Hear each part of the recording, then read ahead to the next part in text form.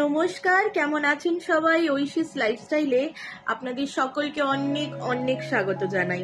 তো আমি অনেকদিন ধরে ব্লগ দেওয়া হচ্ছে না, তার জন্য অনেক অনেক সরি সবাইকে।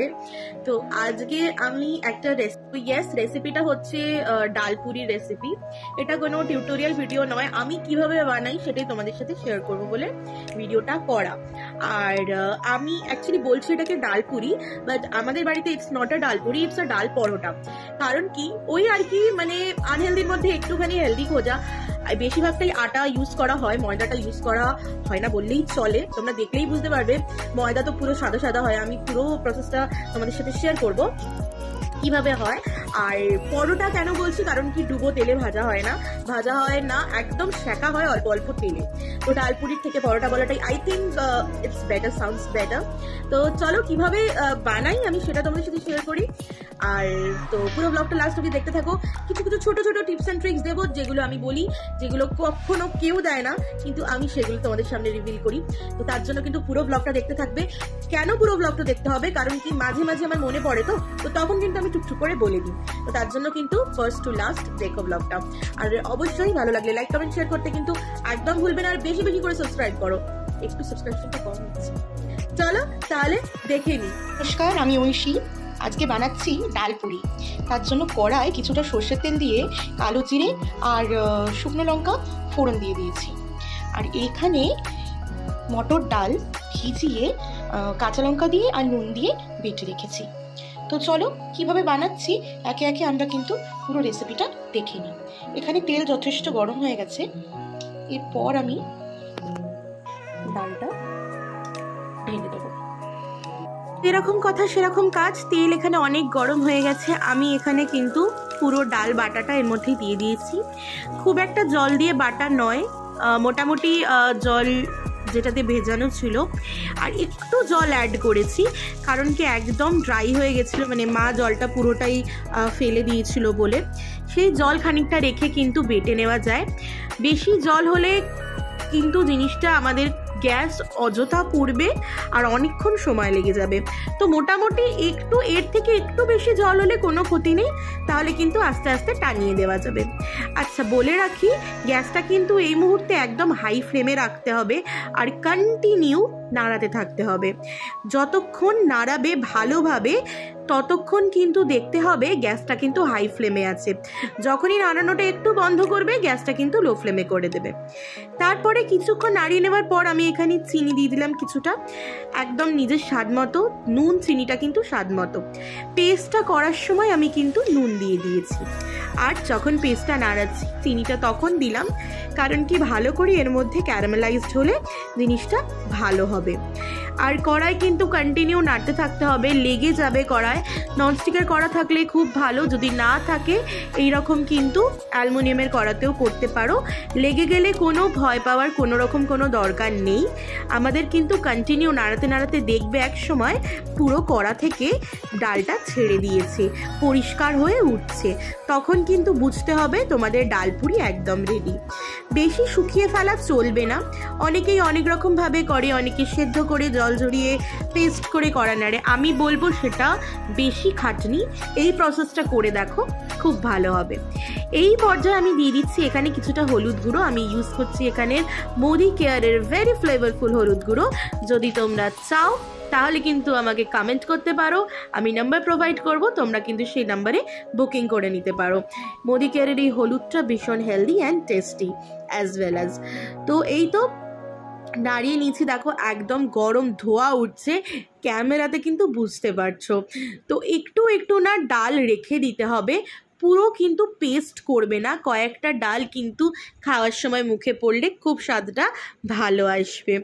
আমি যখন এটা পেস্ট করেছিলাম বলেই দিয়েছি, কাঁচা লঙ্কা আর নুন দিয়ে পেস্ট করেছি আর একটা শুকনো লঙ্কা ফোড়ন দিয়ে মিশিয়ে নিয়েছি। এরপর আসুন আমরা ময়দাটা রেডি করে নিই। আটা ময়দা এখানে মিশিয়ে নিয়েছি, দিয়েছি একটুখানি বেকিং পাউডার, বেকিং সোডা আর কিছুটা তেল। আপনারা যদি তেল অ্যাভয়েড করতে চান ঘি দিতে পারেন। সর্ষের তেল কিন্তু একদম ইউজ করবেন না। আমি দিয়েছি এখানে রিফাইন অয়েল বা হোয়াইট অয়েল। এটাকে ভালো করে ময়াম দিয়ে নিতে হবে আটাটাকে।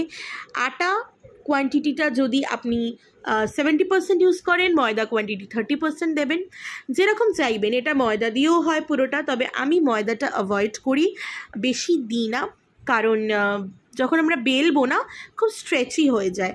আর যেহেতু এটা পরোটা, পুরি নয়, নান পুরি হলে এখানে তখন আটার কোয়ান্টিটিটা 30% করে দেবেন, ময়দার কোয়ান্টিটিটা 70% করে দেবেন, তাহলে কিন্তু খেতে আরও টেস্টি হবে। ভালো করে এখানে কিন্তু ময়াম দিয়ে নিতে হবে আনটিল অ্যান্ড আনলেস দেখুন এরকম গোল্লা পাকালে এরকম মন্ড হচ্ছে। আরও ভালো করে মেশাবো। আমার একটুখানি মনে হলো যে ময়ামটা ভালো করে মেশানো যায়নি, আসলে আমি এক হাতে তখন ক্যামেরা করছিলাম, একটু ডিফিকাল্ট হয়ে যায় এক হাতে ক্যামেরা ধরা, তার সাথে সাথে কাজ করা। আসলে সবসময় ট্রাইপড সামনে থাকে না যে ট্রাইপড সেট করে করো, হঠাৎ করে রান্না, আর রান্না জিনিসটা একটু তো মন দিয়ে করতেই হয়, তাই না? নুন ঝাল কোথায় কি বেশি হয়ে যায়।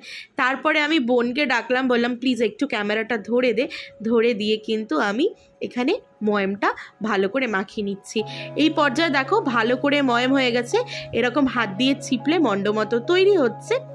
এরপর আমি গ্র্যাজুয়ালি হালকা গুনগুনা মানে গরম জল দিয়ে, হালকা লিউকওয়ার্ম ওয়াটার দিয়ে ভালো করে আটাটা ডো তৈরি করে নেব।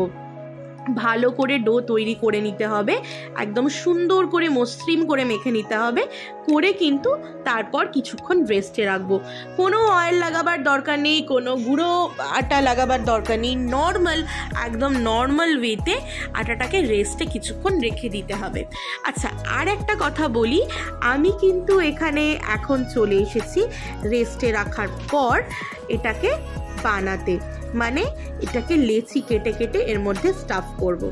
আচ্ছা, আর একটা কথা বলি, আমি এখানে কেন বেকিং পাউডার বেকিং সোডার ইউজ করেছি, যাতে কি হয় না একটু নরম থাকে পরোটাগুলো, নরম আর একটু সফট থাকে। আপনারা চাইলে এই জায়গায় দইও ইউজ করতে পারেন, তাতে কিন্তু একদম নানপুরির যে নানপুরির যে টেক্সচারটা হয় না, আপনি ওটা পেতে পারেন। এখানে একটু হাত দিয়ে নিয়ে ডেলাগুলো যেগুলো হয়েছিল সেগুলো ভেঙে নিচ্ছি। আর দেখুন কনসিস্টেন্সিটা কিন্তু এই রকম হতে হবে, না খুব ঝুড়ো হবে, না কিন্তু খুব একটা শুকনো মানে আঠালো হবে। এই রকম পর্যায়ে কিন্তু ডালটা আমাদের রেডি করে নিতে হবে। তো তোমাদের সাথে আজকে গল্প করতে করতে চলো এখানে কিন্তু স্টাফ করাটা দেখিয়ে নিই। স্টাফ করাতে কোনো হার্ড অ্যান্ড ফাস্ট রুল নেই, একটু ভালোভাবে মাইনিউটলি দেখলেই কিন্তু তোমরাও নিজেরা খুব সুন্দর পুর ভরতে পারবে। অনেকেই শুনেছি পুর ভরতে পারে না বা কোনো প্রবলেম হয়ে থাকে, তাতে কি হয় না বেলার সময় ফেটে যায়। তোমাদের একটা কথা কিন্তু পুর ভরার সময় মাথায় রাখতে হবে, টিপ নাম্বার 1, যে যখন তোমরা পুর ভরছো পুরটা কিন্তু বাটিটা ইকুয়ালি শেপের করতে হবে, আর পুরটা একদম সেন্টারে দিতে হবে, আর সুন্দর করে ওপরটা টাইট করে মোড়াতে হবে, যাতে তুমি ভালোভাবে পুর ভরলে যখন তুমি আটাটা বেলছো রুটির আকারে তখন ফেটে যাবে না। একটু গুঁড়ি নিয়ে দেখো আমার হাতের টেকনিকটা, ঠিক এইভাবে করে বাটি বানিয়ে নিতে হবে। যদি তোমাদের মনে হয় এইভাবে প্রবলেম হবে, বাটি বানিয়ে নিতে পারছো না, যারা বিগিনার্স তাদের বলবো ছোট করে লুচির আকারে বেলে নাও, তার মাঝখানে স্টাফিং দিয়ে সব দিক দিয়ে আটাগুলো বটুয়ার মতো করে তুলে তোমরা কিন্তু এটাকে পুর ভরতে পারো। দেখো পুরো এইরকম বাটির মতো হবে, একটা হাতের কিন্তু শেপে চলে আসবে। আবারও বলছি, কোনো হার্ড অ্যান্ড ফাস্ট রুল নেই, একটু দেখলে নিজের মতো করে একটু চেষ্টা করলেই কিন্তু খুব সুন্দর তোমরা স্টাফিং করে ফেলতে পারবে। তো চলো দেখে নিই পরে। তখন দেখলে তোমরা আমি স্টাফিং করছিলাম, তো স্টাফিং করে আটাটার মধ্যে আমি রেস্টে রেখে এসেছি, ওর ওপর একটু হোয়াইট অয়েল দিয়ে যাতে একটু নরম আর সফট থাকে জিনিসটা। বেলার সময় আমি কিন্তু গুঁড়ি ইউজ করব একদম। তো কিছুক্ষণ রেস্টে রেখে দিয়েছি, রেস্টের পর ওটাকে আমরা যখন আর কি ডিনার টাইম হবে তখন ওটাকে ভেজে সার্ভ করবো, তোমাদের সাথে সবটা শেয়ার করবো। আর আরেকটা ছোট্ট টিপস বলে রাখি তোমাদের, যে যার জন্য এই হোয়াইট অয়েলটা দেওয়া, এই যে স্টাফিংটা দিই না, মানে আলুর পরোটা অন্যরকম হয়, মাখা মাখা ব্যাপারটা হয়ে যায়, পানির পরোটায় অন্যরকম হয়, কিন্তু যেটা আটার মধ্যে মিক্স হয়ে যায়, কিন্তু ডাল পরোটায় জিনিসটা অন্যরকম হয়। ডাল পরোটায় কি হয়, যদি ফেটে না যায় ভেতরে না গুঁড়োগুলো ঘোরে, যখন তুমি বেলবে না তুমি ফিল করতে পারবে যে একটার সাথে একটা লেয়ার চিপকাচ্ছে না, তো গুঁড়োগুলো ঘোরে। তো এটা খুব মাইনিউটলি খেয়াল রাখতে হবে বেলার সময় যে যাতে জিনিসটা ফেটে না যায়। খুব ভালোভাবে হালকা হাতে প্রেস করে বেলতে হবে, একটু মোটা থাকলে তাতে কোনো ক্ষতি নেই। আর পুরি ভাজলে তো ইটস ইজি। তো চলো দেখা হচ্ছে যখন ভাজবো তখন। চলে এসছি, এবার গরম গরম কিন্তু আমি রেডি করে একদম ভেজে নেব। তাওয়া বসিয়ে দিয়েছি, একদম লোহার চাটু এটা, তার মধ্যে ভালো করে একটু তেল স্প্রেড করে নিলাম, করে নিয়ে দিয়ে দিলাম পরোটাটা। আচ্ছা, কিভাবে বেলছি দেখে নাও, কিন্তু হালকা হাতে খুব এপিট ওপিট করে হালকা করে করে কিন্তু বেলতে হবে, একদম কিন্তু বেশি প্রেশার দেওয়া যাবে না, খুব হালকা হাতে চেপে চেপে ভেজে নিলেই। আর খুব কম তেলে করেছি তার জন্য এরকম রুটি রুটি টেক্সচার এসছে। তোমরা চাইলে ডিপ ফ্রাই করতে পারো, চাইলে এটাকে কিন্তু ডুবো তেলেও ভাজতে পারো, খেতে খুব ভালো হয়, খুব টেস্টি হয়। ডাল পুরি, আমি কিন্তু করেছি ডাল পরোটা। আর করো গরম গরম সার্ভ। তো ভালো লাগলে লাইক কমেন্ট শেয়ার করবে and subscribe. Till then take care, দেখা হচ্ছে আবার একটা অন্য কোনো ব্লগে।